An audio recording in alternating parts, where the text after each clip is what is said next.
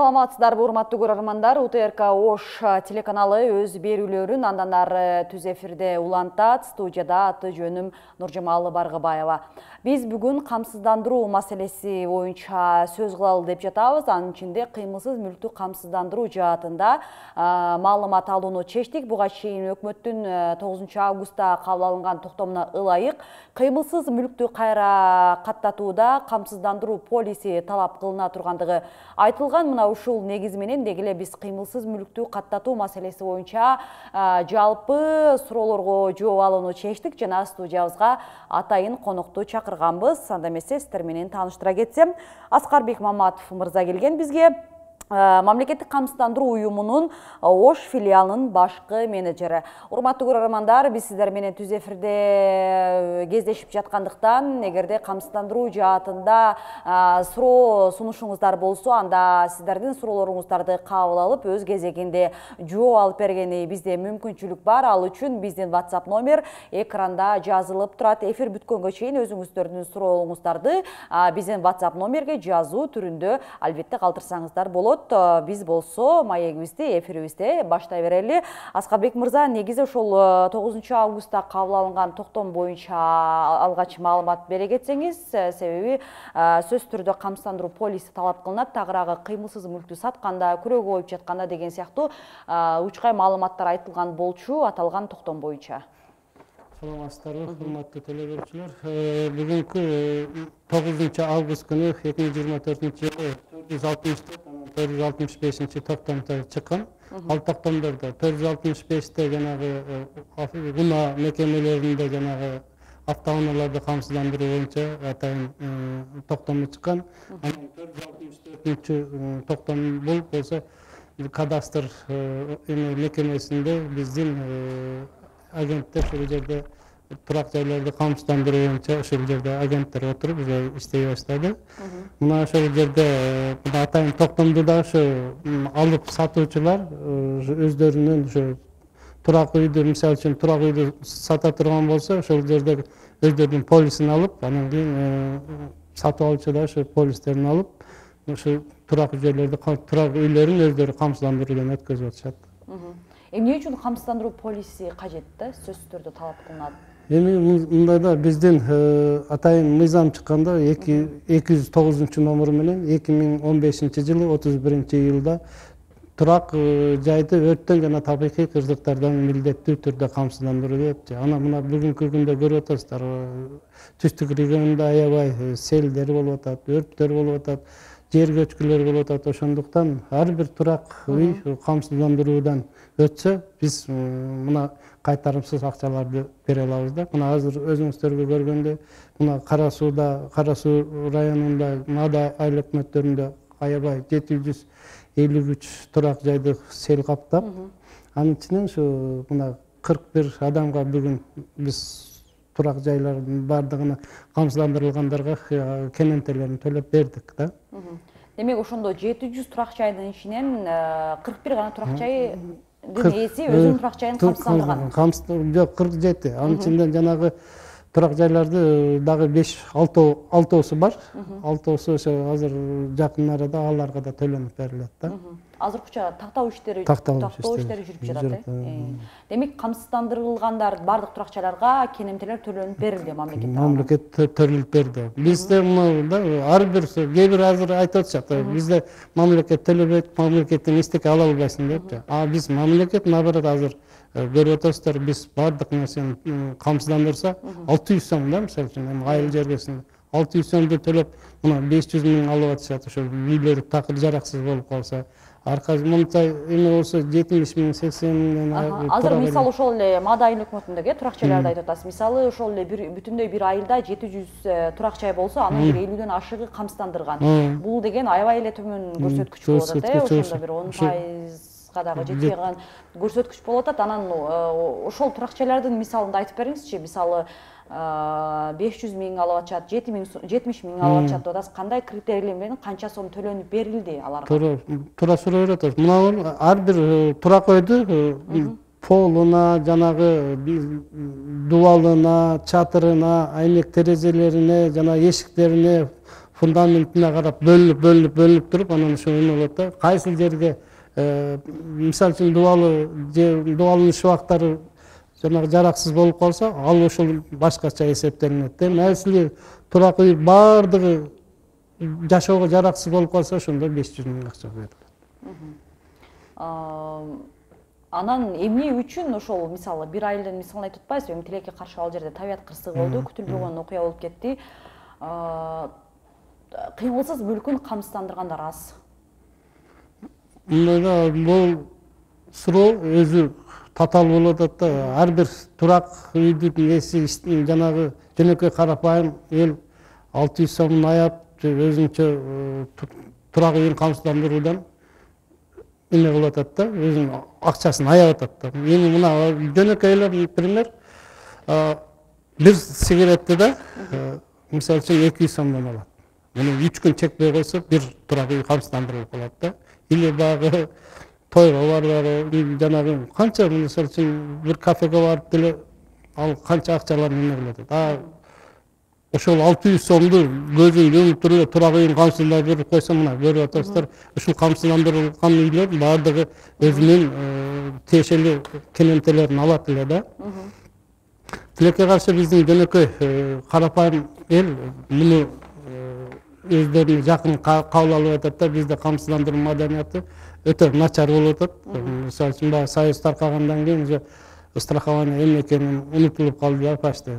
Ошондон канча жылдан кийин анан 2016-жылы уже ишке кирише баштады. Эми Кудай кааласа, мына биздин баардык жарандар өздөрүнүн мына кечеги селден жанагы табигаттын кырсыктарынан болуп атат. Азыр секин өздөрү келе башташты да, мен үйүм камсыздандырып койсом болбойт. Өзү мына табигаттын кырсыктарын көрүп түшүнө башташты элдерчи, эмне түшүнө башташты. Табият кырсыгы демекчи, биздин көрөрмандан дагы суроо келген сизге. Саламатсыздарбы? 2023-жылы камсыздандырганмын дейт, турак жайын айтып жатат болуш керек. 2024-жылы апрелде сел келип, үйүбүзгө суу кирген дейт. Мамлекет тарабынан бир да сом жардам болбоду дейт. Кайсыл жерден экен? Кайсыл жерден экенин жазбаптыр. Урмандуу көрөрман, өзүңүздүн дарегиңизди тактап жазсаңыз, дагы ошондо такмал алып бергени аракет жасамакпыз. Эми азыр эмне себептен бул жарандар мисалы мамлекет тарабынан каражат албай калышы мүмкүн? Кандай себеп? Эми мындай да, бизде азыр турак жайды гана камсыздандырабыз да. Мисалы үчүн дагы 500 000 сомду биз атайын белгилеп койгондон кийин турак жай гана да. А Коро сарайга бул кирбей калат да. Көбүнчө азыр элдер Коро сарайына киргенде дагы мага төлөп бериш керек деп ушундай бир өзүнүн эмесин коюп атышат да. Бул эми үчүн, ан үчүн кошумча ыктыярдуу түрдө Коро сарайында кылыш керек да. Бир гана турак үйдө эмес, кошундагы баягы Коро сарайларында кылып койгондо, ошондо биз баардык эмесин төлөп берет элек да. Өзгөн району Мырзаке айылы дейт. Ошо Мырзаке айылында албай калган экен. Эми ал жерде баягы биз анын үйүнө барып да көргөнбүз. Баягы үйүн турак үйүнө кирген эмес да, астынан жанагы Коро сарайына эле кирип мындай чыгып кеткен. Анан турак жайга биз только милдеттенмени алганбыз турак жайга. Жанагы мен айткандай өзүнүн турак жайын жана Коро сарайын кошумча камсыздандырып койгондо анда биз төлөп берет элек. Коро сарайларга демек андан сырткары төлөм алынат. Алар кандай болуп эсептелет? Анда мисалы үчүн баалаш керек да, өзүнүн Коро сарайын. Менин Коро сарайым примерно 500 000 турат или 200 000 турат. Ошону баалап туруп, анын өзүбүздүн процентине эмебиз бар. Ошону ставкабыз бар. Ошону коюп туруп, анан чыгарып беребиз да. Аз эле сумма болот. Болжолду 600 сомго жетпейт демек. Жок, 600 сомдон ашат. 1000ден ашып калышы мүмкүн. Эми жанагы Коро сарайдын баасына жараша болот да. Ал жерде сиздердин дагы ошол баалоочулар карап чыгабы же алардын гана жарандардын гана баалоосу менен эсептелинет? Бүгүнкү күндө барбы ошондой жарандар? Мисалы бир эле турак жай эмес. Бар, мына азыр көбү азыр мына селден кийин көбү өзүнүн жанагы турак жайларын ошо Коро сарайларын дагы камсыздандыра баштадык да. Анан биз кепилдик алабыз, жана турак жайга кылып калса, только турак жайдын гана эмесин төлөп беребиз да, чыгымдарын. Негизи ошол кыймылсыз мүлктөрдү камсыздандыруу деп жатпайбызбы? Камсыздандыруу полиси талап кылынып жатат деп. Кыймылсыз мүлктөргө кандай мүлктөр кирет? Аларды биз дегеле эмне үчүн камсыздандырышыбыз керек? Ошол мындай суроого дагы тактап маалымат бере кетсеңиз. Кыймылсыз мүлктөргө биздин аслында жанагы зданиялар, мекеме ишканалардын жанагы имараттары, биздин жарандардын турак үйлөрү, ошолордун баардыгы кирет да. Ошондуктан мына жерде мыйзамда да ошол жазылган. Турак жайларды табигый кыртыштардан жана эртең милдеттүү түрдө камсыздандырылат. Анан бизе баягы бул мыйзамды пока эч ким баягы ыктыярдуу деп ойлоп атышат да, баягы жанагы бизде чара колдонмо, административдик чара колдонболуктан ошол көбүнчө бизди бул мыйзамды аткаруудан баш тартып келатышат да. Азыр мына 2024-жылы 20 мартта президенттин атайын жарлыгы чыгып, ошонун негизинде азыр иш алып барып атабыз. Баардык эмелер райондордо азыр бүгүнкү күндө аябай жакшы иш алып барылууда. Биздин көрөрманыбыздын суроосу бар, эми ошол эле жалпы маалыматка улай.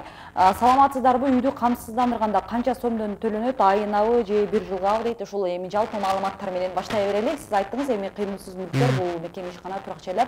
Анан алар канча сомдон мамлекетке чегерип туруш керек, айынабы, жылынабы, ал маселени айтып кетиңиз. Эми туура суроо. Бул эмеде мыйзамда жазылганда шаар жана айыл болуп, айыл жергесинде 600 сом, анан биздин кепилдик акчабыз 500 000 сомго чейин. Айыл шаар жергесинде 1200 сом, биздин кепилдик 1 миллион сомго чейин. Ошону ар бир жаран өзүнүн айылда болсо 600 сом төлөйт, анан бирок 1 жылга. Мына бүгүн мисалы үчүн бүгүн камсыздандырылдыбы? Эмдиги жылы ушул күнгө чейин алып коюлат, жанагы жарактуу болот. Камсыздандыруу полиси жарактуу болот. Урматтуу көрөрман, сизге түшүнүктүү болуш керек. Айыл жеринде 600 сомдон жылына төлөнөт, шаар жеринде 1200 сомдон, анан айыл жерине 500 000 сом кепилденген. Шаар жеринде болсо, эгер тилекке каршы кырсык болуп турак жай жабыркаса, 1 миллион сомго чейин мамлекет кенемде төлөп берет. Анан азыр дагы ошол Аскарбек мырза бир жакшы маалымат айтты. Эгерде айыл жеринде болсоңуз, турак жайдан сырткары короо жай, мал жандык кармаган жерлерди дагы өзүнчө камсыздандырып койсо болот. Ыктыярдуу, бул ыктыярдуу. Анан эгерде турак жайыңызда болсо, негизи милдеттүү түрдө. Анан бул жерде мекеме ишканаларды дагы деп жатпайсызбы? Мамлекеттик муниципалдык мекеме ишканалардын турак имараттары да камсыздандырылабы? Алар кандай болот? Президенттин жарлыгында бардык мамлекеттик ишканалардын турак жанагы өзүлөрүнүн отурган имараттарын камсыздандырууда автоунааларын камсыздандыруу боюнча атайын президент жарлык чыккан. Бүгүнкү күндө азыр биздин мекеме ишканалардагы өздөрүнүн автоунааларын баардыгын уже камсыздандыруудан өткөзүп атышат. Имараттарын дагы өткөзүп атышат. Алардын төлөмү кандай болот? Мамлекеттик муниципалдык мекеме ишканалардын мисалы имараттары кандай болот алар? Жанагында эле айттым, ошо өздөрүнүн жанагы балансовый стоимость болот да, баланс эмесинде. Ошол жерде бухгалтерияда ошо мисалы үчүн менин изданиям 2 миллион турат. Же 3 миллион болот. Ошонун баардыгын туруп биз эсептеп колуна чыгарып беребиз да, канча сумма төлөп кетишин. Анан мисалы ошол мамлекеттик муниципалдык мекеме ишканалардын имараттары камсыздандырылбаса, мамлекет тарабынан бир акчалай айып же жазана жокпу? Көзөмөл милдеттендирүү? Азырынча жок. Ар бир сметага ар бир ишкана өзүнүн сметасына киргизет. Ошол киргизип, кийинки жылга киргизип алышса, анан кийин эмдиги жылы көрөбүз да, ошо мыйзамы кандай аткарылат, ошо президенттин жарлыгы боюнча аткарыла берет. Анан 2016 жылдан бери ошол Кыргызстанда алгачкы жолу ошол 2016 жылы камсыздандыруу системасы ишке ашып, камсыздандыруу уюмдары түзүлүп, ошол аймактарда бүгүнкү күндө ар бир районго чейин иштеп жатасыздар. Негизи ошондо 8 жыл, 9-жылга карап кетип жатат. Мындай эмне өзгөрдү? Статистика мисалы улам жана сиз айтып жатпайсызбы, элдин аң сезимине байланыштуу камсыздандырууда деген сыяктуу статистика өсүп жатабы, эмне өзгөрдү? Ошол эле тилекке каршы жана табият кырсыктарында турак жайларын жабыркатып алса, алар убагында акчаны алып атабы? Кандай болуп атат негизи? жыйынтык. Сиздерге мисал келтирейин да, 2016-жылы жаңы башталганда 3707 эле адам турак үйүн камсыздандырган да. Bir жылда. Азыркы бүгүнкү күндө уже ал 100% көбөйдү да. Ошол эсептейт. Мына азыр биздин башкармалык жогору жактагылар азыр аябай катуу өзгөртүүлөрдү киргизип атат. Мына азыр болуп көрбөгөндөй, мына азыр жанагы кадастрда, унааларда уже биздин ар бир ошол жогору жактагылар менен сүйлөшүп, кадастрда да отургузуп, ошол жерде ар бир жанагы келишимдер түзүлгөндө ошол биздин страховой полистары сатылып атат да. Келечегинде өнүгүп өсүп келатат. Мына мисалы үчүн бизде 2016-жылы 350 миллион болсо, азыр 1 миллиарддан ашык биздин уставный капитал бар. Бул деген сөз аябай жакшы өнүгүү болуп атат. Даже 2027-жылы 5 миллиардка чейин жетип турган болуп атат. Кудай кылса. Капиталда жана акчанын көлөмү бара-бара артып жатат да азыр. Дагы ошол алдыдагы сиздер айткан 5-6 жылда дагы ошол план аткарылып, сиздер айткандай акчанын суммасы ошол көбөйө турган болсо, жана мамлекет кепилдеген керемтенин суммасы бара-бара көбөйбү деген менде суроо бар. Себеби эми табият кырсыгы дегенде сел болду быйыл тилекке каршы. Анан бир турак жай жабыркаса, баардыгы эми ошол бир турак жайдын бөлмөлөрү жабыркап 100% жараксыз делгенде гана 500 000 толук берилет деп атасыз. Эгерде бир бөлмөсү жабыркасын же ошол шыптары гана жабыркап калсын же дубалы жабыркасын, ал жерде толук турак жай жабыркабаса, анда сумма толук төлөнбөй деп жатасыз. Бул жерде изилдөө, баалоо жүргүзүлөт деп. Бирок ошол толук турак жай жабыркап, мындай жараксыз болуп калды, нолдон баштап аны мындай куруп чыгыш керек дегенде, бул 500 000 эч нерсеге жарабайт деген эле сөз да. Анан кенемтей акчанын суммасы көбөйбү бара-бара. Эми азыр бизде жакында биздин башкармалыкта, Бишкектеги башкармалыкта уже бул ушул боюнча вопростор, суроолор болуп, уже ушул боюнча жумуш алып барып атышат. Кудай кааласа жакында өзгөрөт, жанагы шаардыкы да өзгөрөт, айылдыкы да өзгөрөт да. Ошондо анан өзгөргөндө айтайын ал нерсени. Анан бизге жарандардан, көрөрмандардан суроо келген. Шаарда Южныйда эски үй дом бар дейт. 50 чарчы метр квадрат дейт. Илгери жана үй бүлөлүк жатакана болгон дейт. Эски домго дагы ошол камсыздандырса болобу деген суроо келген. Кечиресиз, биз бул суроого жоопту кыска жарнамалык тыныгуудан соң алат экенбиз. Урматтуу көрөрмандар, азыр бизде кыска жарнамалык тыныгуу.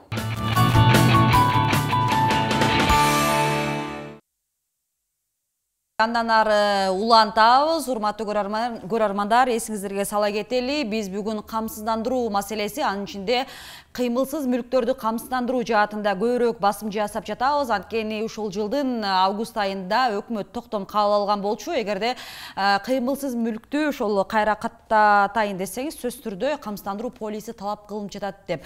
Анан мына ушул жагдайга көбүрөөк маалымат алалы деп, кыймылсыз мүлктү жаатында көбүрөөк маалымат алалы деп Аскарбек мырзаны эфирге чакырган болчубуз. Анан биздин көрөрмандардан дагы аябай көптөгөн суроолор келип жатат. Анын кезегин биз узаталы. Жана жарнамалык тыныгуудан мурда узаткан суроо сизге Ош шаарындагы эски мурдагы үй бүлөлүк жатакана боюнча биздин көрөрман суроо узаткан. Аларга дагы ошол аларды дагы камсыздандырганга негизи болобу дейт. Абалы бирок эскирген курулуш экенин айтып жатат. Мына туура суроо. Бул жерде мына биз ар бир турак үйдү, ал эми жана квадрат метрине карабайт да, бир комнат болобу, 2 комнат болобу, биз ал жашоо эме да, турак жай да. Ошондуктан биз бардык турак жайларды камсыздандырабыз. Квадрат метрине карабайбыз. Мисалы үчүн общежитие болобу, же баягы хан сарай баягы чоң үйлөр курулабы, ал баары бир 1200 сомдон төлөй беришет. Ошол эле учурда абалына дагы, курулуштун абалына дагы эскиргенби же жаңыбы? Эми жашап мындай эскилер бар, бирок жаракка кетпеген, абалы өтө начар болсо анда биз камсыздандырууга жатпайт. Бирок жашап мындай өзүнүн состояниясы жакшы болсо аны камсыздандырабыз. Демек, биздин түшүнгөнүбүздө таптакыр жашоого мүмкүн эмес курулуштарды ошол эле учурда жеке турак жайларда камсыздандырганга болбойт. Бирок жашоого мындай ыңгайлуу жашап жаткан азыркы учурда эски үйлөр дагы камсыздандырууга жарайт жана жатат. Ошол эле учурда экинчи сурообуз дагы келген болчу. Негизи ошол камсыздандыралы десек, кандай кызыл китебибиз жок, 600 сом төлөөлүү десек деп. Демек, облустан, региондордон биздин көрөрманыбыз суроо жолдоп жатат. Негизи ошол турак жайды камсыздандырууда кандай документтер керектелет, кимдерге биздин жарандар барыш керек? Аскарбек мырза, ушул жаатта толугураак маалымат берсеңиз. Эми мына туура суроо болду. Бул жерде ар бир турак өйдүн өзүнүн техникалык паспорту болот да. Ошол техникалык паспорту менен эле келсе, өзүнүн паспорту менен келсе, биз турак жайларды камсыздандыра беребиз. Бизде 7 район бар. 7 райондун ар бир администрацияда жайгашкан, ошол жерлерге барышса да болот. Анан азыр кадастрда дагы отуруп атат биздин агенттер, ошол жерге да барышса болот. Ар бир кадастрда, райондордо. Анан Ош шаарында дагы мына кадастрда дагы бар жайгашкан. Өзүбүздүн жанагы Ленина 221ге барып, ошол жерден дагы камсыздандырса болот. Анан биздин кезектеги көрөрманыбыз суроону да тактап берсеңиз аябай жакшы болмок, себеби бир аз түшүнүксүз болуп жатат. Биздин үй книгада жок экен, камсыздандыралык десек болбойт экен дейт. Балким ошол эле кызыл китеп маселесин айтып жатат. Кызыл китеп ошо техпаспорт боюнча айтып атса керек. Бул жерде мына азыркы убакта биз кадастрда форма 4 дегенди алып туруп, камсыздандырып кое берсе болот да. Ошол боюнча болса керек бул жерде. Анан жанагы көрөрманыбыздын суроосун айтпадыңыз. Мисалы, ошол жашоого жарактуу болсо, демек курулуштун бардык түрүнө карабастан эле камсыздандырууга жарактуу жана ал система ишке ашат депчи. Бирок мындай эл ичиндеги түрдүү маалыматтар бар да. Мисалы, жана курулуштан эле жөнөкөй сөз менен айта турган болсок, кам кыш менен курулган үй болсо, демек ал камсыздандырганга жарабайт. Эгерде курулуш ошол мисалы кыш менен курулган болсо, анда камсыздандырууга жарайт экен деген сыяктуу аябай сөздөр көбөйдү. Бул айрыкча качан? Мисалы, ошол Ош облусунун аймагындагы акыркы ошол тилекке каршы катталган табият кырсыктарынан кийин. Негизи ошол жаатта дагы толугураак маалымат берип кетсеңиз, биздин көрөрманыбыз дагы бул суроону жөн жерден берип жаткан жок болуш керек. Себеби эски типтеги турак жай болсо кандай деген сыяктуучу. Биздин ушул жарандарга жалпы маалыматыңыз болсун. Туура суроо бериңиздер. Мына жерде эми баягы биз азыркы күндө турак үйү камкычтан болобу, кирпичтен болобу, бардыгын камсыздандырып атабыз. Себеби ал жашоого жарактуу, ар бир өзүнүн үйүн ушунчалык жакшы кармайт да. Эми жанагы абары өтө жарым баягы жер титирегенде 1-2 балда жер титиреп кулап түшүп калса, анда ал жараксыз да. Ошондуктан кийин бизге эме берет да. Силерге камсыздандырдым эле, менин үйүм кулап түштү. Кийин биздин өзүбүздө мына мыйзамдын негизинде 6 балдан жогору жер титирөө болсо, ошондо гана биз төлөп бере алабыз да. Ал эми баягы 2 балда, 3 балда жер титиреп, силкинүү болсо, анда турак үй кулап түшсө, анда биз ага жооп бере албайбыз да. Ошо ал авариялык абалдагы үй болуп калат да. Авариялык абалга кептелсе дагы, жер тирөөнүн айынан болсо дагы, демек 6 балга жетпесе, мына мисалы үчүн акча төлөнбөйт. Мына мисалы үчүн мына Чоңалайда 2017-жылы аябай катуу жер титирөө болуп, өзүңүздөр билесиздер да, мына 50ден ашык адамдын камсыздандырган экен, бардыгына төлөп бердик да. Ошол жер титирөөдө үйлөрүнөн жаракат кетип, неме болуп. Анан бирок 6 бал деген эми негизи бул 6 балдык жер титирөө, жер силкинүү деген бул бардык эле мындай ошол эле Оштун баарын кыйратып салат дегендей эле бул чоң эле табият кырсыгы болуп саналат да, тилекке каршы. Бирок ооба сиз айткандай жана айтып жатпайсызбы, жашоого жарактуу болсо эле камсыздандырууга жарайт. Бирок ошол жашоого жарактуу эскирээк турак жайды эле жер титирөөдө 3 балдыкта зыян тартып калышы мүмкүн да. Эчки эми мына көрдүңүздөр да, мына 6 балды бул мына биз жана Чоңалайда көрдүк да. Жерде баягы фундаменти таштан, ылайдан, жанагы камкычтан эле жасалган, бирок алар көбү таза жакшы эле болуп чыгып атпайбы. Эми бул баягы эме да камкыш деп биз камсыздандырбай койбойбуз да. Аларды дагы камсыздандырууга жата берет. Азыр бизде кыска жарнамалык тынуу бар, урматтуу көрөрмандар. Жарнамалык тынуудан соң биз жана көпчүлүктүн суроолоруна алынып жаткан маалымат тактоо керек болуп жаткан автоунааларды камсыздоо маселесине дагы өз кезегинде токтолобуз.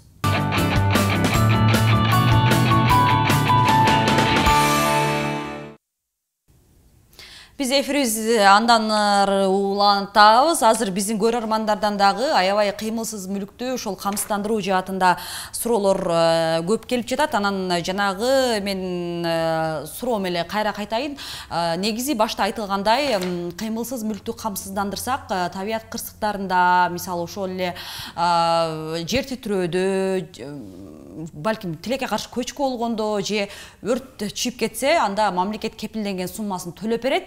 Бирок ошондо дагы айрым критерийлери бар экен, биз билип алышы керек болгон. Мисалы жер титирөөдө 6 балга чейин жетпей эле, мисалы 3-4 балдык жер титирөөдө сиздин турак жайыңыз эгерде камсыздандырылган болуп, жабыркаса, анда мамлекет тилекке каршы жана айтып аткан 500 миллион сомду төлөп бербейт. Туура түшүндүк. Анан дагы кандай биз эске ала турган жагдайлар бар? Эске ала турган жанагы ыктыярды камсыздандырууга киргизсе, анын ошо эмелери, критерийлери ар түрдүү да. Мисалы үчүн шамал боло турган болсо 16 метр секундта уже аларга төлөп беребиз. Кепилденген сумманы. Если жанагы турак жайда биз милдеттүү түрдө камсыздандырылгандар, алар 25 метр секундтан ушундай айырмалар бар. Ыктыярдуу түргө камсыздандырып койгондорго жакшы болот да. Жеңилдик бар, аябай. Демек камсыздандыруунун өзү дагы ыктыярдуу жана милдеттүү болуп бөлүнөт. Мына турак үй ыктыярдуу, милдеттүү, коро сарайлар жанындагы пристройкалар барбы, ошолор ыктыярдуу камсыздандырса болот да. Ошо азыр мына селдегилердин баардыгы коро сарайына кирип кетип, турак үйгө кирбей калгандар бар да. Ошондуктан мен бардык жарандарга кайрылып кетет элем. Өзүңүздөрдүн жанагы турак үйдү, анан ошо коро сарайыңыздарды кошумча камсыздандырып кетсеңиздер, аябай мына бүгүнкү күндө мындай проблемалар болбойт эле да. Ошондо биз коро сарайга киргениңиздерде, коро сарайыңыздарды да төлөп берет элек. Азыркы эле ушул маселе боюнча биздин көрөрманыбыздан дагы суроо келген. Саламатсыздарбы, салык төлөгөнү же айыл өкмөткө жана тактама кагаздарын алганы барганда үйүңдү камсыздандыр деп айтып жатышпайбы дейт. Айыл жериндеги үйлөрдүн көпчүлүгү эле кам кирпиштен болуп курулат, анан 6 балга алар туруштук бербейт да деген азыркы ошол эле маселени боюнча биздин көрөрманыбыз өзүнүн пикирин, жагдайын айткан. Эми турак жайларды мына өзүңүздөр жашап жаткандан кийин өзүңүздөргө баягы жакшы шарттарды түзөсүздөр да. Ошондуктан турак үй камкыш болобу, кирпич болобу, биздин мамлекет ошол быйылкы жылы турак үйлөрдү милдеттүү түрдө камсыздандыруу ар бир жарандын эмесине коюлган. Ошондуктан сиздер коркпостон эле турак үйлөрүңүздөрдү камсыздандырып койсоңуздар болот. Анын үчүн мына 2017-жылы өзүңүздөр да билесиз, 7 бал, 8 бал болгондо деле чоң алайда жакшынакай эле мына кирпичтен эмес, жөнөкөй эле камкычтан болгон үйлөрдө эле туруктуулукту көрсөтүп, ошол жерде деле болгон да, ушундай окуяларчы. Бирок сиздер тартынбастан ар бириңиздер ушу камсыздандыруудан өткөзүп коюңуздарды суранат. Азыр катуу шамал болгон учурду айттык, шамалдын ошол ылдамдыгы канчага жеткен учурду, анан жана жер титирөө маселесин айттык, 6 балга чейин жетпесе мамлекет кепилденген сумманы төлөп бербейт. Эми биздин жарандар өрт боюнча суроосун беришкен. Өрттөн жабыркаган жарандар кандай болушу керек дейт? Кокустан өрттөнүп кеткенде ошол мамлекет кепилдеген акчаны төлөп береби дейт. Өрт жалмап кеткен учурда кандай болот? Ошол боюнча токтолуңуз эми. Бизчи основном азыр быйылкы жылы 25 турак үй өрттөн биз акча төлөп бердик да. Алды 400 миңден алды, аркасы 130 миң, 140 миң ушундай болуп атат да. Биз өрттөн бардык эмесинен төлөп берип атабыз. Ал жерде жанагы биздин МЧСтин эмелери бар, корутундусу бар. Ошолор корутундулар корутундуну жазып беришет ушул неме депчи. Ошонун негизинде биз жакшы төлөп берип атабыз. Негизи ошол азыр эми жана жер титирөө болсун, тилекке каршы өрт кырсыгы болсун, дагы башка мисалы эми катуу шамал болсун, жана турак жай жабыркады, анан сиздерге ошол корутундун тиешелүү кызматтар тарабынан берилди. Анан мамлекет акчаны канча убакыттын ичинде берет жабыркаган тарапка? Эми мында туура суроо бердиңиз. Бул жерде мына табигаттын кырсыгы болгондо ар бир жерде жарандык коргоо комиссиясы бар да. Жарандык коргоо комиссиясы ошолорду актыны түзөт.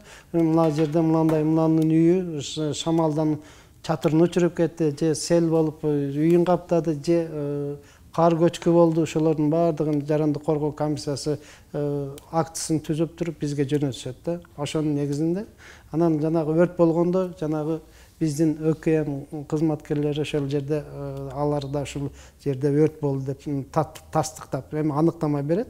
Ошонун негизинде төлөп беребиз. Ар бир жаран канча убакыттын ичинде? Азыр эми ошону айтып атып, ар бир жаран уже баягы документти толтуруш керек да, ошону топтош керек. Ошол топтоп бүтүп, баардык немеси бизге алып келип бергенден кийин арызын жазат. Мен ушул эмелер кылдым, мага жардам бериңиздер суранам депчи.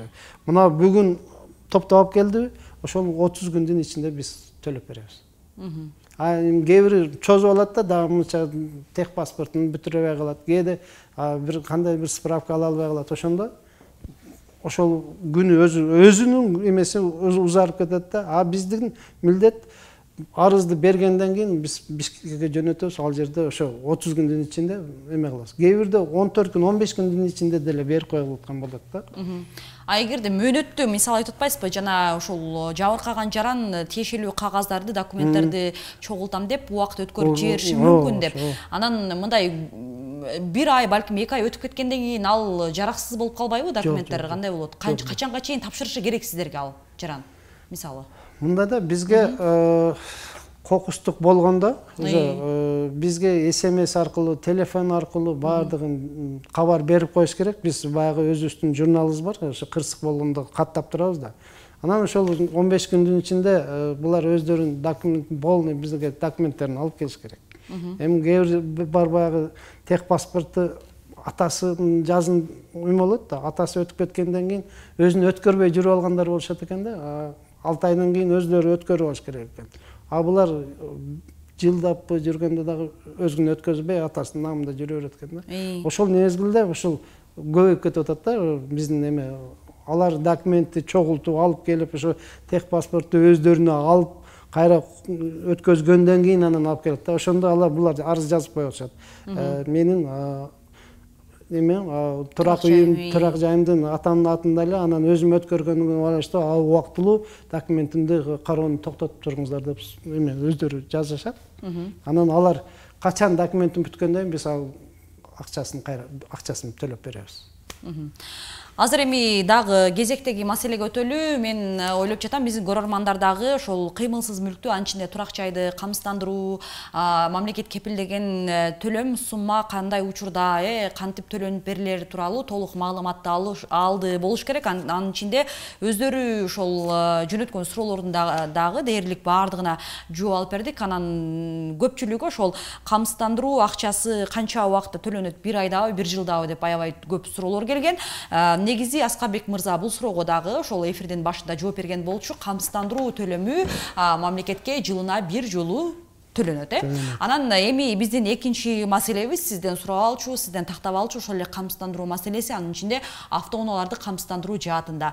Буга чейин биз маалыматтарды уккан болчубуз. Ошол 2024-жылдын аягы 2025-жылдын 1-январынан тарта, 1-күнүнөн тарта автоунаасын камсыздандырбагандарга мамлекет тарабынан бир жазанага жыгылат, акчалай жазанага тартылат деп. Мына ушул жаатта айта кетсеңиз. Эми мына бизде баягы 2024-жыл 1-апрелден баштап жанагы мамлекеттик ишканалар, чет элдик номерда жүргөн автоунаалардын баардыгы бүгүнкү күндө эмеден камсыздандыруудан өткөзүш керек да. Биздин өзүбүздүн жөнөкөй жарандар 2025-жылдын 1-январынан деп жатат. Азыр ошолордон болсо, анан кийин ким камсыздандырбай калган боло турган болсо, физический лицолорго жанагы өзүнчө жарандарга аларга 3000 сомдоп атат. Эми жанагы ишканадагы эмелерге юридический тараптарга аларга 13.000 деп атышат да. Эми ошондуктан азыр мына бизде азыр ар бир райондордо унааларда бүгүнкү күндө биздин агенттер иштеп атат. Ошолордун баардыгын автоунааларды камсыздандыруудан өткөзүп атышат. Алардын төлөмү кандай болот? Эмне мисалы машинанын жана көлөмүнө карайбы, чыгарылган жылына карайбы же кандай? Эми бул жерде базовый тариф бар да 1680 сом. Анан машинанын көлөмүнө, анан водитель шофурдун өзүнүн стажына жараша төлөнөт да. Если мына 1680 сом машинанын көлөмү 2 объемго чейин болсо, стажы 5 жылдан жогору 30 жылдык болсо, анда уже буларчы 1680 сом эле төлөп калышат да. Жанагы техникалык кароо да бар ошолдо. Техникалык кароолору жок болсо, алар да кичине эме көбүрөөк төлөп калат. Техникалык кароосу бар, атайын техосмотрдон өткөндөр, алардын да суммасы пасая баштайт да. Анан мисалы ошол унаасын камсыздандыруу үчүн жарандар кимге, кайсыл жерге кайрылышы керек? Анан камсыздандыруу булар автоунааларда да 1 жылда жарактуу, 1 жыл. Полис 1 жылга жарактуу болсо. Полис 1 жылга. Биздин азыр эле айттым, ошо авто жанагы унаа мекемелеринде, мына Ош шаарында 2 унаа бар да, областтык унаа мекемеси бар. Анан шаарда Горгайын деп коет, Горгайда да ошол жерде эме болот. Анан Жапалак баягы автоунаа базары бар го, ошонун жанында да ошо унаа жайгашкан, ошол жерде да бар. Анан биздин өзүбүздүн Ленин көчөсү 221де да ошол жерде бизди камсыздандырууга болот да. Анан райондордо ар бир унаалардын унаа мекемелеринде ичинде биздин агенттер отурат. Азыр бүгүнкү күндө аябай жакшы иштеп, ошол жерде бардык камсыздандырууну камсыздатып атышат, полистерин алып атышат, сатып атышат. Жарандардын көз карашы кандай автоунааны камсыздандыруу боюнча? Эми азыр мындай да, жарымы жакшы колдойт. Жарымы бунун кереги жок эле дегенде кылып атат да. Эмне үчүн керек анда? Ушу түшүндүрө кетсеңиз. Бул эми машинанын кокусу баягы 2 машина кагышып калса, бири менен урушуп, тытышып жатып калат эле да. Азыр эми бири менен кагышса, страховкам бар эле, страховка төлөп берет. Ошондуктан бул бир жагы да. Анан эми мына мисалы үчүн кээ бир машиналар эми бирин сүзүп алып, анан кээде акчасы жок болуп калат. Эми бул төлөөгө болот. Ошондо биз кепилдик алып, ошол машиналардын өзүн төлөп беребиз да. Бул жерде эми азыр 2 түрү бар. Асага, анан кийин Каска деген. Каска бул машинанын өзүнө төлөп беребиз да. Машина мисалы үчүн кырсыкка учураса, ошол машина канча эми зыянга учурса, ошончо сом төлөнөт. Сом төлөнөт. Автоунаада белгилүү бир ченем акча жок. Жок. Ошол эми азыр мына машинанын өзүн мисалы үчүн мына өткөндө карьерде бир экскаватор күйүп кетти эле, биз ага 2 миллион сом акча төлөп бердик. 2 миллион сом. Бул кыйла бир жардам болот да. Ошондук эле ар бир жаран Каскадан, Асагадан, мына биздин жанагы Асаганын айырмасы кандай? Асаганыкы мына 3-чү жактарга да, 2-чи жана 3-чү жактар. Машинанын ичинде кокус бирөө уруп алды да, уруп койду. Анын ичиндегилер забыркаган болсо, биз аларга ошону төлөп беребиз, а беркилерге төлөй албайбыз да. Ошон үчүн ал Асаганыкы ошол 3-чү жактарга. А Каска өзүнүн машинасына. Анан бул жерде жанагы коркунучтуу жүк ташуучулар бар. Кездешет. Жанагы биздин автобустар бар го, жанагы муниципалдык автобустар. Ошолорду дагы өздөрүнүн камсыздандыруудан өткөзүш керек. Жанагы коркунучтуу объектилер бар. Аларды да камсыздандыруудан өткөзүш керек. Азыр мына көрүп атасыз, складдар жарылып, эме болуп атат. Ошо бизге камсыздандырып койсо, биз ошону кепилдикке алып, ошолордун чыгымда биз төлөп берет элек да. Анан жана чет элдик автоунаалардын номурлары боюнча, чет элдик номер менен жүргөн автоунаалардын маселеси боюнча дагы сурагым келип атат да. Азыр автоунааны камсыздандырууда чет элдик жүргөн менен, чет элдик унаа номер менен жүргөн унааларды камсыздандыруу сиздер тарапта болбой атканын, тагыраагы сиздердин ошол эле аймактагы өкүлчүлүктөрдө мындай камсыздандыруу жүрбөй жатканын айтып жатышат. Негизи мында айырма жокпу? Кыргызстандын өзүнүн номуру менен жүргөн автоунааларды камсыздандыруу анан чет элден алып келинген унааларды камсыздандыруу жаатында. Мына ол чет элдик камсыздандырууларчы, мына автоунаалардын номурлары, мисалы үчүн Абхазия, Россияныкы, неме болот да, Өзбекстандыкы. Аларда мындай да автоунааны сатып алышат экен дагы, доверенность алышпайт экен да. Алар уже биз анын ким экенин, кайдан экенин билбей калабыз да. Ошондуктан доверенности болсо биз сөзсүз камсыздандырып атабыз. Доверенности жок болсо аны камсыздандыра албай атабыз да. Биздин жөнөкөй жарандардыкы алардын өзлөрүнүн атында болот экен, бардык аларды биз камсыздандырып атабыз. Мына жерде жанагы чет элдик унаалардын номурлары, унаалар алар доверенность, көбүнчө доверенность алышпайт экен да. Ошол доверенность сатып алып атканда доверенность алып алса, биз камсыздандырып атабыз. Ал доверенности жоктор камсыздандырылбай атат. Алардын маселеси дагы каралып бир чечилгендей болобу же жарандардын өзүндөбү бул маселе? Бул эми жарандардын өзүндө да. Эми автоунааны сатып алып аткандан кийин эмне үчүн доверенности сурабайт? Доверенность жаздырып алыш керек. Же болбосо өзүн өткөзүп алса, ошондо жакшы болот эле. Азыр эми доверенности жок. Кимдин машинасы экенин каяктан билебиз? Анан негизи жана биздин көрөрманыбыз дагы суроо бергендей, турак жайларда эгер камсыздандырылбаса, ошол эле айыл өкмөттөн бир кандайдыр бир маалым кат алуу керек болсо, документ алуу керек болсо, турак жайыңы камсыздандыр деп айтып жатышат деген сыяктуу. Анан автоунааларды камсыздандыруу жаатында, мындай камсыздандырыш керек деп көбүн эсе кайсыл орган көзөмөлгө алып, мындай ишти жакшыртат абалды. Эми азыр мына унааларда отурушпайбы азыр ошо унааларда. Унаа мекемелеринде тиешелүү мекемелер. Алар азыр бирөө сатып алып атат, бирөө сатып атат. Ошол негизинде булар көзөмөлдү унаалар эме кылып атат. Ошо бар, сен камсыздандырып кел, анан эме кыл. Демек, унаа мекемелеринин эмеси менен милдетинде алар түшүндүрөт жана бизге жөнөтүп атат ошондуктан. Унаа мекемелер жанагы кадастрда жанагы үйүн саткандар, жанагы алып аткандар дагы ошо биздин агентке жөнөтүшөт, барып үйүңдү камсыздандырып кой. Ошондон кийин анан сделка өздөрүнчө келишим түзүлүп атат да. Биздин көрөрманыбыздын суроосуна, соңку суроону окуп жооп берип койсоңуз, үйдүн документи жок эле камсыздандырабыз деп 600 сомдон алып атышат, ошол туурабы паспорт менен дейт. Эми мына бизде азыр турак жайлардын көбүндөчү тех паспорту жок экен да. Тех паспорт кылышпайт экен. Анан ошондо биз айтып атабыз, айыл өкмөтүнөн справка болсо, жанагы кадастрда форма 4 бар. Ошону алып келишсе, биз камсыздандырып коюп атабыз. Кийин өздөрү баягы кокус кырсык болсо, өздөрү документтерин тууралап алып келип атышат. Ошондуктан биз азыр элдердин мен тех паспортун жок камсыздандырбай коем десең да болбойт.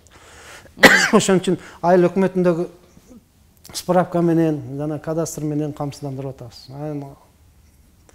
Ошол жерде адресин толук жазып көрсөтүп атат да. Демек, жана сиз айткандай эле үйдүн документи жок болсо дагы, бирок паспорту менен болсо камсыздандыруу жүрүп атат деген сөз. Айыл өкмөтүнүн справкасы менен, кадастр менен, өзүнүн жарандык паспорту менен. Ошондо кийин бул ошол маселеде бир чыр чыкса, айыл өкмөт жоопкерчилик алып калабы?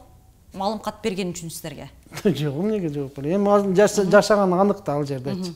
Ал башка жактан, мисалы үчүн башка жерге айыл өкмөт справка бербейт да, мисалы, аныктама бербейт да. Ушул жерде жашаганы анык, ушул турак үй ушунуку деп берет да. Демек, биздин көрөрманыбыздын жана айтып жаткан маселеси туура эле, андан кабатырлануунун эч кажети жок. Демек, сиздин паспортуңуз менен 600 сом төлөмүн алып, турак жайыңыз камсыздандырылды десе, анда бул бар эле маселе, ушундай жагдайлар болуп жатат, тилекке каршы. Азыр бизде азыр жанагы цифризация болуп атат да, биз системага киргизебиз, ар бир турак үйдө ким камсыздандырылсачы, ал Кыргызстан боюнча ошол көрүнүп турат.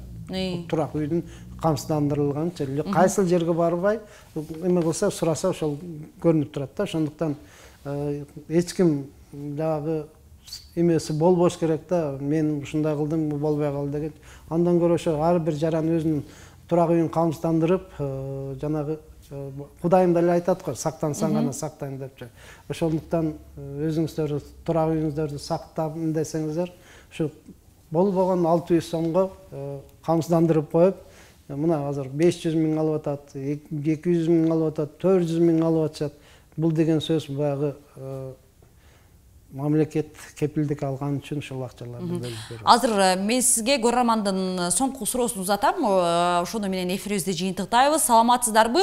Россиядан келген унааны камсыздандырса болобу жана акчасы канча сом деген? Эми бул жерде толук эми бере алышым мүмкүн эмес, себеби Россияда мен азыр эле айттым го, доверенности болуш керек, өзүнүн автоунаасынын объемы канча, водительдик, шопурдук стажы канча, анан жана техосмотрдон өткөнбү, өтпөгөнбү, ошолордун базында. Биздин базовый тариф 1680 сом. Ошонун негизинде бардыгы өлчөнөт. Урматтуу көрөрмандар, биз мына ушуну менен бүгүнкү программабызды жыйынтыктайбыз. Биз бүгүн түз эфирде камсыздандыруу маселеси, анын ичинде көбүрөөк турак жайларды камсыздандыруу жана эфирдин жыйынтыгында автоунааны камсыздандыруу маселеси боюнча дагы сөз кылдык. Белгилесек, өкмөт ушул жылдын август айында турак жайды кайра каттатууда камсыздандыруу полиси сөзсүз талап кылынаарын айткан. Анын негизинде ошол жарандарга турак жайларды тагыраагы кыймылсыз мүлктөрдү сөзсүз камсыздандыруу зарыл экендигин камсыздандыруу уюмунун аймактык өкүлдөрү жарандарга түшүндүрүп жатышат. Эмне жарандарда көбүрөөк келген суроо, турак жайды камсыздандырууда төлөм 1 жылга же 1 айгабы деген аябай көптөгөн суроолор келди. Эфирибизди жыйынтыктап дагы бир рет эскерте кетели. Турак жайды камсыздандыруу жылына бир жолу сиз мамлекетке акча төлөйсүз, айыл жеринде 600 сом жана шаар жеринде 1200 сом экенин Аскарбек мырза айтып өттү. Жана тилекке каршы ошол турак жайыңыз табий кырсыктарда же ошол өрт жалмап жабыркай турган болсо, анда турак жайдын жабыркаган даражасына жараша бааланат жана белгиленген акча төлөнөт. Негизи айыл жерине ошол турак жайды камсыздандырууга 500 миң сом деп бекитилип, мамлекет ал эми шаар жериндеги турак жайларга миллион сом деп бекитип берген. Мындан сырткары ыктыярдуу түрдө камсыздандыруу системасы дагы өлкө боюнча иштеп жаткандыгын эсиңиздерге сала кетели. Эгерде турак жайыңыздан сырткары мал жандык кармаган короо жайларды дагы камсыздандырам десеңиздер, анда ал ыктыярдуу түрдө ишке ашат жана ошол эле эгерде кандайдыр бир кырсыктын кесепетинен жабыркай турган болсо, анда мамлекет кепилденген акчаны төлөп берет. Белгилей кетсек, Кыргызстанда камсыздандыруу системасы 2016 жылдан бери ишке ашып келе жатат. Анын негизинде камсыздандыруу уюму Кыргызстанда негизделип, бүгүнкү күндө ар бир районго чейин тиешелүү адистер бөлүмдөр ачылып иштеп жатат. 2000 жалпыңыздарга маалым болгондой, 2025 жылдын ошол жыл башынан тарта автоунаасын камсыздандырбагандар дагы көзөмөлдөнүп, тиешелүү айыптар салына тургандыгы айтылып жатат. Мына ушуну менен сиздер менен коштошом. Кызматыңыздарда мен Нуржамал Баргыбаева болдум. Кайрадан көрүшкөнчө сак саламатта калыңыздар.